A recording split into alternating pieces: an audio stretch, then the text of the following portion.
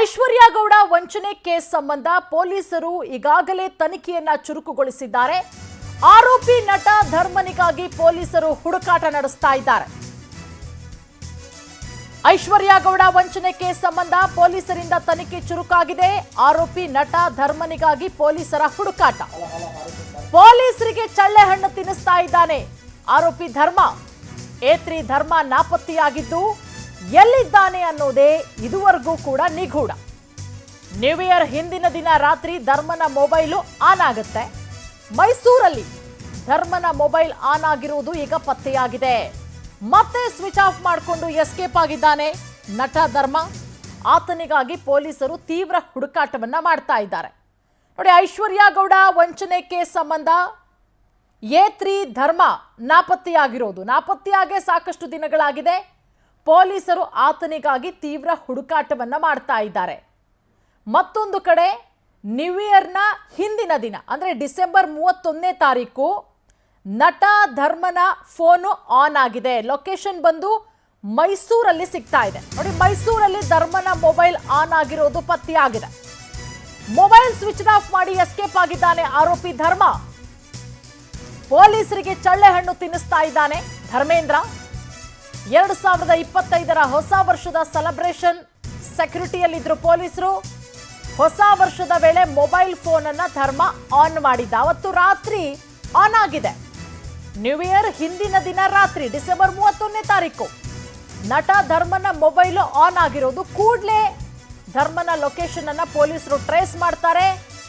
ಮೈಸೂರಲ್ಲಿ ಪತ್ತೆಯಾಗಿರೋದು. ನೋಡಿ, ಧರ್ಮನ mobile on ಆಗಿರೋದು ಮೈಸೂರಲ್ಲಿ.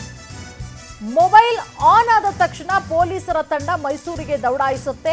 ಆನ್ ಮಾಡಿದ್ದಂತಹ ಮೊಬೈಲ್ ಅನ್ನ ಮತ್ತೆ ಆಫ್ ಮಾಡ್ಕೊಳ್ತಾನೆ ನಟ ಧರ್ಮ. ಮೈಸೂರಿಗೆ ದೌಡಾಯಿಸಿದ್ದಾರೆ ಈಗ ಪೊಲೀಸರು. ಅಲ್ಲಿಂದಲೂ ಕೂಡ ಈಗ ಧರ್ಮ ಎಸ್ಕೇಪ್ ಆಗಿದ್ದಾನೆ ಅನ್ನೋದ್ರ ಬಗ್ಗೆ ಮಾಹಿತಿ ಸಿಗ್ತಾ ಇದೆ. ವಂಚನೆ ಕೇಸ್ಗೆ ಸಂಬಂಧಪಟ್ಟಂತೆ ಏತ್ರಿ ನಟ ಧರ್ಮೇಂದ್ರ ಪೊಲೀಸರಿಗೆ ಚಳ್ಳೆ ಹಣ್ಣು ತಿನ್ನಿಸ್ಕೊಂಡು ಓಡಾಡ್ತಿರೋದು. ಎಲ್ಲಿದ್ಯಪ್ಪ ಧರ್ಮೇಂದ್ರ ಅಂತ ಹೇಳಿ ಈಗ ಪೊಲೀಸರು ಹುಡುಕಾಟ ನಡೆಸ್ತಾ ಇದ್ದಾರೆ. ಸಾಕಷ್ಟು ದಿನಗಳಿಂದ ಆತನ ಮೊಬೈಲ್ ಕೂಡ ಸ್ವಿಚ್ ಆಫ್ ಆಗಿದೆ. ಆದರೆ ನ್ಯೂ ಇಯರ್ನ ಹಿಂದಿನ ದಿನ ರಾತ್ರಿ ಧರ್ಮನ ಮೊಬೈಲು ಆನ್ ಆಗಿದೆ. ಆನ್ ಆದ ಕೂಡಲೇ ಪೊಲೀಸರು ಟ್ರೇಸ್ ಮಾಡ್ತಾರೆ. ಮೈಸೂರಲ್ಲಿ ಲೊಕೇಶನ್ ಪತ್ತೆಯಾಗುತ್ತೆ.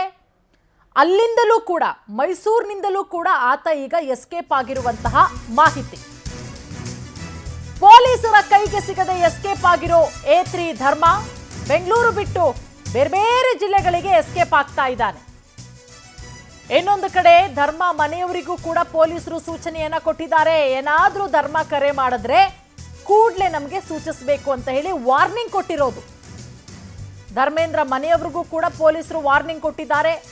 ಪೋಷಕರು, ಸಂಬಂಧಿಕರು ಎಲ್ರಿಗೂ ಕೂಡ ಪೊಲೀಸರು ಸೂಚಿಸಿದ್ದಾರೆ. ಈ ಬಗ್ಗೆ ಮತ್ತಷ್ಟು ಮಾಹಿತಿ ಕೊಡ್ತಾರೆ ನಮ್ಮ ಪ್ರತಿನಿಧಿ ಶಶಿಧರ್. ಈಗ ನಮ್ಮ ಜೊತೆಗೆ ನೇರ ಸಂಪರ್ಕಕ್ಕೆ ಜಾಯ್ನ್ ಆಗಿದ್ದಾರೆ. ಶಶಿಧರ್, ಐಶ್ವರ್ಯ ಗೌಡ ವಂಚನೆ ಕೇಸ್ಗೆ ಸಂಬಂಧಪಟ್ಟಂತೆ ಏತ್ರಿ ನಟ ಧರ್ಮೇಂದ್ರ ಸಾಕಷ್ಟು ದಿನಗಳಿಂದ ಪೊಲೀಸರಿಗೆ ಚಳ್ಳೆ ಹಣ್ಣು ತಿನ್ನಿಸ್ಕೊಂಡು ಓಡಾಡ್ತಾ ಇರೋದು. 31ನೇ ತಾರೀಕು ಡಿಸೆಂಬರ್ 31ನೇ ತಾರೀಕು ಮಧ್ಯರಾತ್ರಿ ಆತನ ಫೋನ್ ಆನ್ ಆಗಿರೋದು ಪತ್ತೆಯಾಗುತ್ತೆ. ಅದಾದ್ಮೇಲೆ ಮತ್ತೆ ಸ್ವಿಚ್ ಆಫ್. ಲೊಕೇಶನ್ ಎಲ್ಲಿ ಟ್ರೇಸ್ ಆಗಿದೆ? ಪೊಲೀಸರ ಹುಡುಕಾಟ ಯಾವ ರೀತಿ ನಡೀತಾ ಇದೆ? ಪೂರ್ಣಿಮ, ಡಿಸೆಂಬರ್ 24ನೇ ತಾರೀಕು ಚಂದ್ರಲೇಔಟ್ ಪೊಲೀಸ್ ಠಾಣಾ ವ್ಯಾಪ್ತಿಯಲ್ಲಿ ಒಂದು ಪ್ರಕರಣ ದಾಖಲಾಗುತ್ತೆ. ಅದರಲ್ಲೂ ಕೂಡ 9.5 ಕೋಟಿ ರೂಪಾಯಿನಷ್ಟು ಚಿನ್ನವನ್ನು ಖರೀದಿ ಮಾಡಿ ಹಣ ಕೊಡದೆ ವಂಚನೆ ಮಾಡಿದ್ದಾರೆ ಅಂತ ಹೇಳ್ಬಿಟ್ಟು ವಾರಾಹಿ ಜ್ಯುವೆಲರಿ ಮಾಲೀಕರು ಒಂದು ದೂರನ್ನು ಕೂಡ ಕೊಟ್ಟಿರ್ತಾರೆ.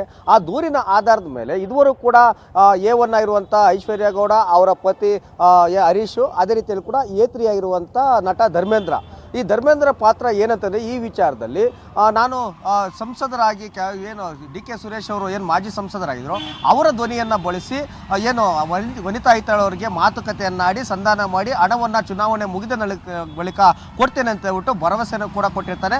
ಮತ್ತು ಐಶ್ವರ್ಯ ಗೌಡ ಮತ್ತು ಅವರ ಪತಿ ಚಿನ್ನವನ್ನು ಖರೀದಿ ಮಾಡಬೇಕಾದ್ರೂ ಕೂಡ ಇವರು ಕೂಡ ಬಂದಿರ್ತಾರೆ. ಮತ್ತು ವನಿತಾ ಐತಾಳನ್ನು ಕೂಡ ಪರಿಚಯವನ್ನು ಕೂಡ ಮಾಡಿರ್ತಾರೆ. ಅಲ್ಲಿಯೂ ಕೂಡ ಈತ ವ್ಯವಹಾರವನ್ನು ಕೂಡ ಮಾಡ್ತಾರೆ. ಹೀಗಾಗಿ ಈ ಪ್ರಕರಣದಲ್ಲಿ ಅವರು ಕೂಡ ಏತ್ರಿಯಾಗಿದ್ದಾರೆ. ಅವತ್ತಿಂದಲೂ ಕೂಡ ಇದುವರೆಗೂ ಕೂಡ ಚಂದ್ರ ಲೇಔಟ್ ಪೊಲೀಸರು 3 ಬಾರಿ ನಟ ಧರ್ಮೇಂದ್ರಗೆ ನೋಟಿಸ್ ಅನ್ನು ಕೊಟ್ಟಿದ್ದಾರೆ. ಆದರೆ ನೋಟಿಸ್ ಇದುವರೆಗೂ ಕೂಡ ರಿಸೀವ್ ಆಗಿಲ್ಲ. 24ನೇ ತಾರೀಕು 25ನೇ ತಾರೀಕು ಬೆಂಗಳೂರಿನಲ್ಲಿದ್ದರು, ಒಂದಷ್ಟು ವಕೀಲರನ್ನು ಕೂಡ ಭೇಟಿಯಾಗಿದ್ರು, ಪೊಲೀಸರಿಗಂತೂ ಸಿಕ್ಕಿರಲಿಲ್ಲ.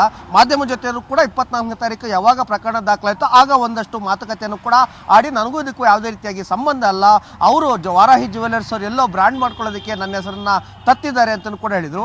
ಅದಾದ ನಂತರ 27ನೇ ತಾರೀಕು ವನಿತಾ ಐತಾಳ್ ಅವರಿಗೆ ಫೋನ್ ಮಾಡಿ ದಯವಿಟ್ಟು ಈ ಪ್ರಕರಣದಲ್ಲಿ ನಾನು ಬಿಟ್ಬಿಡ್ರಿ, ನಾನು ಕೂಡ ಐಶ್ವರ್ಯ ಗೌಡರ ಜೊತೆ ಸಂಪರ್ಕ ಮಾಡಿ ಅವ್ರ ಜೊತೆ ಸೇರಿ ನನಗೂ ಕೆಟ್ಟ ಹೆಸರು ಬಂದಿದೆ, ದಯವಿಟ್ಟು ನನ್ನ ಬಿಟ್ಬಿಡಿ ಅಂತ ಕೂಡ ಹೇಳಿದರು.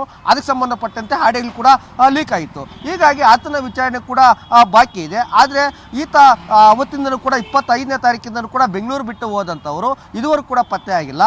31st ಪೊಲೀಸರು ಎಲ್ಲ ಕಡೆಯೂ ಕೂಡ 24 ಗಂಟೆಯೂ ಕೂಡ ಟೈಟ್ ಸೆಕ್ಯೂರಿಟಿಲಿ ಇರ್ತಾರೆ. ಮತ್ತು ಅದೇ ರೀತಿಯಲ್ಲಿ ಕೂಡ 1ನೇ ತಾರೀಕು ಕೂಡ ಟೈಟ್ ಸೆಕ್ಯೂರಿಟಿ ಆಗಿರ್ತಾರೆ. ಹೀಗಾಗಿ ಅವತ್ತು ನನ್ನ ಯಾರು ಟಚ್ ಮಾಡಲ್ಲ ಬಿಡು ಅನ್ನೋ ಒಂದು ಇಲ್ಲ ಒಂದು ಕಡೆ ಪ್ಲಾನ್ನಿಂದ ಮೈಸೂರಿನಲ್ಲಿ ಹೋಗಿ ಒಂದು ಕಡೆ ಫೋನನ್ನು ಆನ್ ಮಾಡ್ಕೊಡ್ತಾರೆ. ಅದಾದ ನಂತರ ಅಲ್ಲಿಗೆ ತಕ್ಷಣ ಪೊಲೀಸರು ಹೋಗ್ತಾರೆ, ಅಲ್ಲೂ ಕೂಡ ಎಸ್ಕೇಪ್ ಆಗಿದ್ದಾನೆ. ಈಗ ಸದ್ಯಕ್ಕೆಲ್ಲ ಒಂದು ಕಡೆ ಕೇರಳ ಕಡೆ ಹೋಗಿದ್ದಾರೆ, ತಲೆಮರೆಸ್ಕೊಂಡಿದ್ದಾರೆ ಅನ್ನೋ ಮಾಹಿತಿ ಕೂಡ ಪೊಲೀಸರಿಗೆ ಉನ್ನತ ಮೂಲಗಳಿಂದ ಕೂಡ ಮಾಹಿತಿ ಕೇಳಿ ಬಂದಿದೆಯಂತೆ. ಹೀಗಾಗಿ ನಟ ಧರ್ಮೇಂದ್ರನನ್ನು ಕೂಡ ಹುಡುಕಾಟ ಮಾಡ್ತಿದ್ದಾರೆ. ಒಂದು ಕಡೆ ಜಾಮೀನನ್ನು ಕೂಡ ಮಧ್ಯಂತರ ಜಾಮೀನು ಕೂಡ ಪಡ್ಕೊಂಡಿದ್ದಾರೆ. ಆದರೂ ಕೂಡ ವಿಚಾರಣೆಯನ್ನು ಮಾಡಬಹುದು, ವಿಚಾರಣೆ ಮುಂದುವರಿಸಬಹುದು ಅಂತ ಹೇಳ್ಬಿಟ್ಟು ಪೊಲೀಸರು ಕೂಡ ಹೈಕೋರ್ಟ್ ಕೂಡ ಸೂಚನೆ ಕೂಡ ಕೊಟ್ಟಿದೆ. ಹೀಗಾಗಿ ಮತ್ತೊಮ್ಮೆ ಐಶ್ವರ್ಯ ಗೌಡ, ಹರೀಶು ಮತ್ತು ಧರ್ಮೇಂದ್ರ ಇವರು 3 ಜನರನ್ನು ಕೂಡ ಮತ್ತೆ ವಿಚಾರಣೆ ನಡೆಸುವಂಥ ಎಲ್ಲ ಸಾಧ್ಯತೆ ಇದೆ. ಹೀಗಾಗಿ ಯಾವ ರೀತಿಯಾಗಿ ಗೋಲ್ಡನ್ನು ರಿಕವರಿ ಮಾಡಬೇಕು, ಕೇವಲ ಐಶ್ವರ್ಯ ಗೌಡ ಒಬ್ಬರಿಗೆ ಮಾತ್ರ ವಂಚನೆ ಮಾಡಿಲ್ಲ, ಏನು ವಾರಾಹಿ ಜ್ಯುವೆಲರ್ಸ್ ಅಲ್ಲಿ ಕೆಲಸ ಮಾಡ್ತಿದ್ದಂಥ ಕೆಲವೊಂದಷ್ಟು ಸಿಬ್ಬಂದಿಗಳು ಕೂಡ ವಂಚನೆಯನ್ನು ಕೂಡ ಮಾಡಿದ್ದಾರೆ. ಹೀಗಾಗಿ ಯಾರೆಲ್ಲ ಪಾತ್ರ ಇರುತ್ತೆ, ಯಾವ ರೀತಿಯಾಗಿ ಗೋಲ್ಡನ್ನು ರಿಕವರಿ ಮಾಡಬೇಕಂತ ಪೊಲೀಸರು ಮತ್ತೊಂದಷ್ಟು ಹುಡುಕಾಟವನ್ನು ಮಾಡ್ತಿದ್ದಾರೆ. ಪೂರ್ಣಿಮಾ, ಓಕೆ, ಥ್ಯಾಂಕ್ ಯು ತಮ್ಮೆಲ್ಲ ಮಾಹಿತಿಗಾಗಿ.